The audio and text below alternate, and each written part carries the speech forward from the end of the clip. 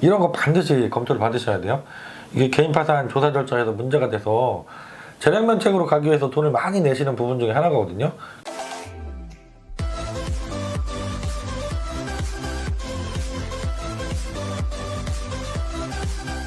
안녕하세요. 회생파산TV 김영용 법무사입니다. 안녕하세요. 아나운서 전지우입니다.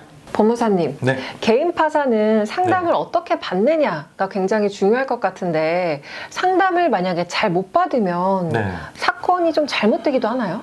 예, 사건이 잘못될 수가 있어요. 상담을 정확히 못 받으면 신청을 했다가 낭패를 보는 경우들이 생길 수가 있습니다. 면책 불허가를 받거나 아니면 재량면책을 받기 위해서 환수 금액이 상당히 크게 나와서 그 돈을 내야만 면책을 받게 되는 그런 경우들이 생길 수 있어서 상담 잘 받는 것 너무 중요합니다. 그럼 신청자분들이 이렇게 네. 사무실에 오셔가지고 상담을 받거나 아니면 전화로 네. 상담을 하실 때 네. 이건 꼭 말을 해야 한다 이런 것들이 있어요? 네, 있어요. 제가 지난 영상에서 개인 파산 신청할 때 꼭 신청 전에 확인해야 되는 서류가 있다고 영상을 한번 올려드렸잖아요. 네네. 그것과 똑같이 상담할 때 꼭 확인해야 되는 사항들이 있습니다. 이게 개인 파산 절차에서 문제가 당연히 많이 되는 것들을 확인을 해야 되겠죠. 그래서 물론 이제 저처럼 이 업무를 오래 하셨고 많은 실무 경험이 있는 분들은 상담할 때 알아서 대부분 물어보겠죠. 그래서 체크를 다 하겠지만 그렇지 못한 경우들도 있을 수 있잖아요. 네. 실무 경험이 적으신 분들은 이게 중요한 사항인데 빠뜨리고 상담을 안 할 수도 있습니다. 이때는 꼭 본인께서 먼저 나는 이런 일이 있는데 어떻게 했느냐라고 물어보시면 좋겠죠. 그래서 그 부분까지 다 검토를 받고 문제가 없어야 신청하셔야지 역시 문제가 없이 잘 면책 결정까지 받을 수가 있겠죠. 신청자분들이 개인 파산을 상담할 때 꼭 네. 말해야 하는 것 한 6가지 정도로 좀 정리해서 말씀해 주시면 좋을 것 같은데. 네, 제가 오늘 6가지로 정리해서 말씀을 드리려고 준비를 해봤습니다. 하나하나 자세하게 말씀을 드릴게요. 첫 번째는 이사하면서 과거 그 보증금이 어떻게 변동됐는지 이거를 법원에서 많이 보시거든요. 그래서 내가 최근에 이사를 하면서 보증금 규모가 변동이 있었다 이런 분들은 꼭 상담할 때 얘기를 하시고 이게 문제가 혹시 안 되는지 검토를 받아보셔야 돼요. 그 중에서도 전에 살던 집보다 이사하면서 보증금이 줄어드신 분들 있잖아요. 그런 분들은 특히나 꼼꼼하게 검토를 받아보셔야 돼요. 법원에서는 당연히 이 보증금도 재산으로 보기 때문에 내가 1년 전에는 1억 전세 보증금으로 살던 집에서 이사하면서 5천만 원으로 줄었다. 그럼 이 차액에 대해서 조사를 하시게 돼요. 과연 그 차액 부분이 어떻게 쓰였는지, 혹시 재산을 빼돌리거나 숨긴 건 없는지 이런 것들 다 조사하시거든요.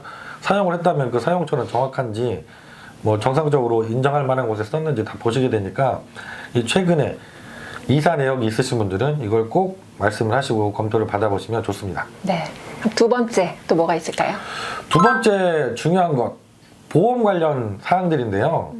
첫 번째는 내가 최근에 보험 계약자를 변경하신 일이 있다 이러면 꼭 상담할 때 말씀해 주셔야 돼요.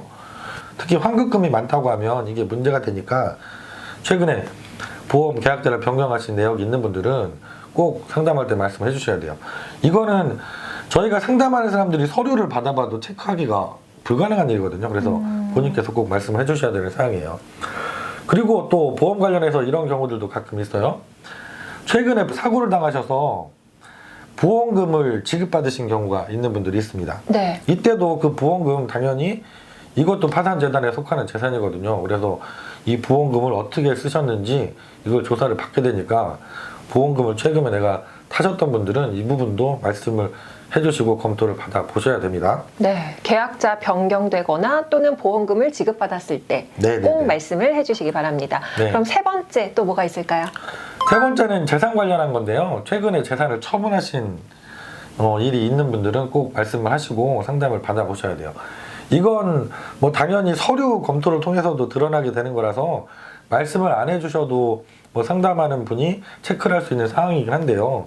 그래도 재산 처분한 이후에 그 재산을 처분하고 남은 돈 사용처가 더 중요하니까 이것까지 검토를 받으려면 반드시 말씀을 하셔서 재산 처분이 정상적으로 됐다고 판단할 수 있는 사안인지, 그리고 이 처분하고 남은 돈의 사용처는 문제가 없는지까지 확인을 받아보시는 게 좋습니다. 네. 그리고 또 다른 거 있을까요?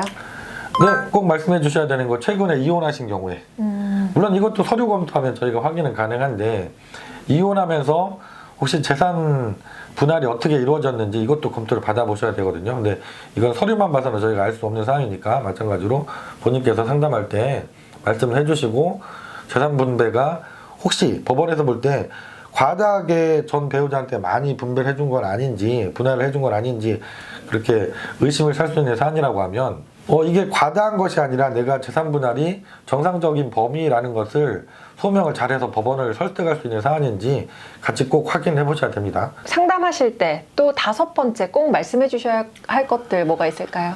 5번째는 자영업을 운영하시다가 폐업을 하고 개인 파산을 들어가셔야 되는 분들의 경우에 꼭 확인해야 되는 사항입니다. 폐업할 때 정리한 재산이 남은 것은 뭐가 있나 이거 법원에서 꼭 검토하시거든요. 그래서 내가 보증금이 얼마였는데 뭐 얼마를 돌려받았는지 혹시 권리금은 받은 것이 있는지 아니면 내 뭐 설비라든가 재고 물건을 처분하셨다고 하면 이건 얼마에 처분했고 그 남은 돈들은 어떻게 사용됐는지 이런 거 반드시 검토를 받으셔야 돼요. 이게 개인 파산 조사 절차에서 문제가 돼서 재량면책으로 가기 위해서 돈을 많이 내시는 부분 중에 하나거든요. 그렇기 때문에 이 부분도 꼭 최근에 내가 사업을 하시다가 폐업하신 사장님들은 상담할 때 꼭 말씀하시고 정확하게 문제가 되는 것은 없는지 확인을 받아보시는 게 좋습니다. 마지막으로 6번째 뭐가 있을까요? 마지막 6번째는 상속 포기인데요.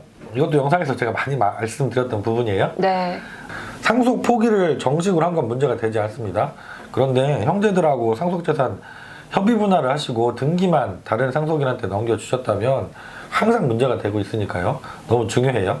이 부분도 꼭 상담할 때 말씀하시고 검토를 받아보세요. 네, 오늘은 개인 파산 상담 받으실 때 꼭 말씀을 하시고 체크, 점검을 받아보셔야 하는 사항 6가지를 말씀드렸어요. 오늘 영상도 여러분께 큰 도움이 됐으면 좋겠고요. 다음 시간에도 좋은 영상 잘 준비해서 다시 찾아뵙겠습니다. 시청해주신 구독자 여러분 고맙습니다.